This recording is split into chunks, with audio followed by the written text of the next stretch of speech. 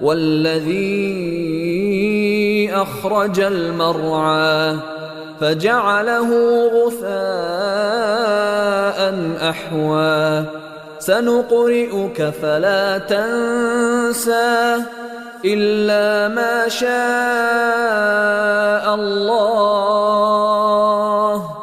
إنه يعلم الجهر وما يخفى ونيسرك لليسرى فذكر إن نفعت الذكرى سيذكر من يخشى ويتجنبها الأشقى